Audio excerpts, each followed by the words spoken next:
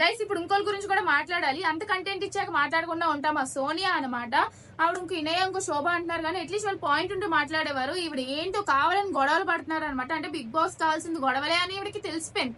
తెలిసిపోయి RGB పాప కదా ఎంతైనా సరే, సో తెలిసిపోయి అదే పనికి గొడవలు పడుతూనే ఉన్నారనమాట. ఈ రోజు ఫస్ట్ నుంచి లాస్ట్ వరకు ఒక వర్డ్ పట్టుకొని వచ్చారు, ఇర్రెస్పాన్సిబుల్ అని చెప్పి.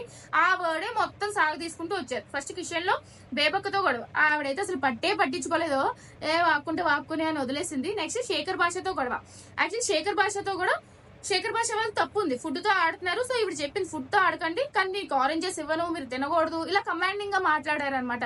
అండ్ శేఖర్ భాష అయితే నార్మల్ గా అంత లైక్ కోపం రాదు, ఎందుకంటే ఆల్రెడీ ఇంటర్వ్యూస్ అవి చూస్తున్నాం కదా. బట్ అతను కూడా కంటెంట్ ఇవ్వాలి, ఏదో ఒకటి నేను కూడా కనిపించాలి, ఇలా గొడవలు పడితే కనిపిస్తానన్న ఆలోచనతోనే అతను కావాలని గొడవ పడ్డారనమాట.